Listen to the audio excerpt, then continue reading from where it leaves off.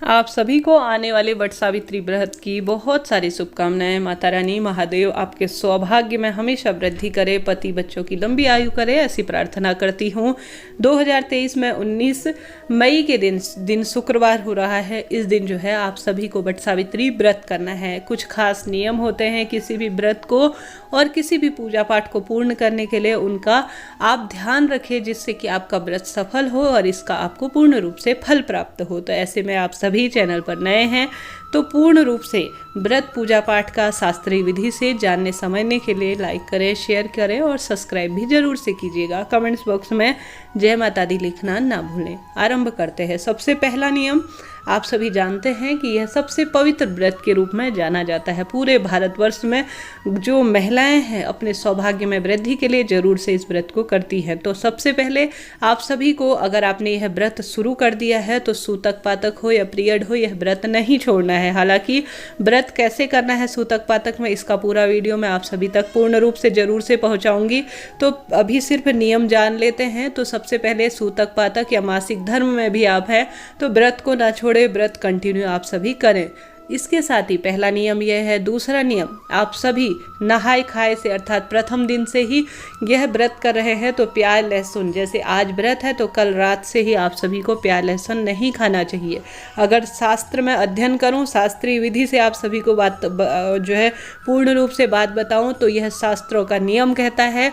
उपवास का अर्थ होता है प्रभु के आसपास हमारा वास। तो शरीर शुद्ध रहेगा तो मन कर्म और वाणी से पूरे सात्विक तरीके से आप प्रभु भक्ति में लीन होंगे और आपको पूर्ण पूजा का फल प्राप्त होगा। तो प्रथम रात्रि ही आप सभी प्याज लहसुन इत्यादि का परित्याग करें अर्थात ना खाएं। इस बात का ध्यान रखें। मन में प्रभु भक्ति को समाहित करें और व्रत का संकल्प लें। नहाने से पहले आप सभी अपने लिए जो कपड़ों का चयन कर रहे हैं वह लाल पीले रंग के वस्त्र और पूर्ण रूप से धुले हुए होने चाहिए। अगर आपके यहाँ ऐसा रिवाज है कि प्रथम बार हम सभी को नए तरीके से यह लाना है, नए वस्त्र तो लेकर आइए, नहीं तो पुराने वस्त्र भी चलेंगे, परंतु वह धुले हुए होने चाहिए। साफ स्वच्छता का किसी भी व्रत में बहुत महत्वपूर्ण योगदान होता है, तो इस चीज़ का आप सभी ध्यान रखें। अब आप सभी को थोड़ा सा कोशिश करें गंगा जल पानी में डाल लें, प्रभु मंत्रों का स्मरण करें, ध्यान करें। बहुत पवित्र व्रत है, इसका तो शास्त्र प्रमाण मिलता है। अब आप सभी को आवश्यक रूप से अपने पैरों में महावर लगा लेना है, बिंदी लगा लेनी अर्थात मेहंदी लगानी है, बिंदी, मांग में सिंदूर। कोशिश करें जो आपके शादी का सिंदूर है, यह कहने का मतलब है कि जो भी आपके रोज यहाँ कई क्षेत्रों में पीला सिंदूर, कई क्षेत्रों में जो है लाल सिंदूर भरा जाता है। तो इस दिन पूर्ण रूप से अपने पति की लंबी उम्र की कामना करते हुए, माँ पार्वती का स्मरण करते हुए अपनी पूरी लंबी मांग भरें। पूर्ण रूप से चूड़ा पहने, बिछिया धारण करें और पूर्ण रूप से सुसज्जित होकर प्रभु का स्मरण करते हुए अपने मंदिर में या तो अपने घर के ही मंदिर में आप सभी पूजा का संकल्प लें। और दिन भर में आपके यहाँ अगर आरती पूजा के बाद व्रत खोलने का विधान है तो खोल लीजिए, नहीं तो पूरे दिन भर में प्रभु स्मरण करते हुए आप सभी अपने व्रत का संकल्प लें। अब आप सभी सुबह के समय या जब भी आपके यहाँ पंडित जी आते हैं, कई क्षेत्रों में पंडित जी सामूहिक रूप से पूजा कराते हैं, कई क्षेत्रों में महिलाएं बट वृक्ष के नीचे स्वयं ही पूजा कर लेती हैं। तो अपनी क्षमता, सामर्थ्य और अपने क्षेत्र, अपनी कुल रीति, परिवार रीति और समाज रीति के अनुसार अपने व्रत को संकल्प करें। साथ ही आप जब भी ब्राह्मण आते हैं या नहीं भी आते हैं तो एक समय का भोजन अपने जो पुरोहित है, अपने जो पंडित जी हैं, ब्राह्मण हैं जिन्हें आप मानती हैं, उनके घर एक समय का भोजन जरूर से भिजवा दें, जिससे कि आपकी पूजा पाठ पूर्ण रूप से संपन्न हो और आपको पूजा का पूर्ण फल प्राप्त हो। हमारे शास्त्रों में कहा गया है कि हमारी पूजा पाठ का फल जो है छोटा सा ही सही दान करने से पूर्ण होता है। तो एक समय का भोजन और उसमें कुछ दक्षिणा और सुहाग की सामग्री ब्राह्मण के घर भिजवा दे। ब्राह्मणी इसे पहनेंगी तो प्रसन्न होंगे और आपको सौभाग्य में इससे वृद्धि होगी। साथ ही आप सभी जहाँ भी पूजा करें वहाँ पर माता रानी को आप सभी बट वृक्ष के नीचे श्रृंगार समर्पित करें।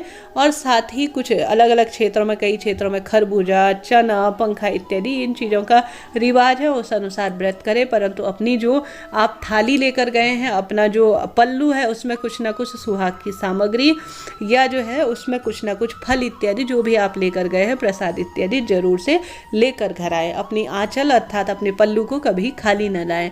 और इस दिन आवश्यक रूप से कुछ ना कुछ सुहाग की सामग्री जरूर से दान करें। भले ही एक बिंदी ही दान करें, मेहंदी ही दान करें, चूड़ी ही दान करें, वह दान करें, लाभ आपको बहुत अधिक इससे प्राप्त होगा।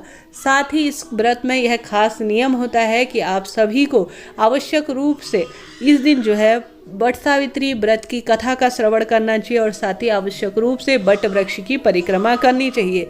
कई क्षेत्रों में वट वृक्ष की 13 परिक्रमा की जाती है, कई क्षेत्रों में 7 या 108 परिक्रमा करने का विधान है। तो आवश्यक रूप से कच्चा सूत लेकर वट वृक्ष की परिक्रमा करें। वट वृक्ष ना हो, घर पर ही पूजा कर रहे हैं तो अपने ही स्थान पर ऐसा भाव करें कि वट वृक्ष की परिक्रमा कर रहे हैं, तो ऐसा भाव करते हुए आप सभी को आवश्यक रूप से वट वृक्ष की परिक्रमा करनी चाहिए।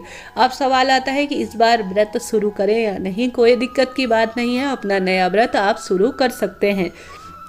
साथ ही आप सभी को आवश्यक रूप से इस दिन झूठ, छल, कपट और साथ ही राग, द्वेष, किसी की ईर्ष्या इत्यादि से पूर्ण रूप से बचना चाहिए। जितना संभव हो प्रभु स्मरण में ध्यान लगाएं और प्रभु भक्ति में अपना समय व्यतीत करें। बड़ों का आशीर्वाद लें। अखंड सौभाग्य के लिए माता पार्वती, महादेव, श्री हरि विष्णु, माँ लक्ष्मी से प्रार्थना करें। तो इस तरह से जानकारी थी। अन्य वीडियो भी चैनल पर आ चुकी हैं जिसमें आप देखिए और वट सावित्री व्रत को संपन्न कीजिए। हर हर महादेव।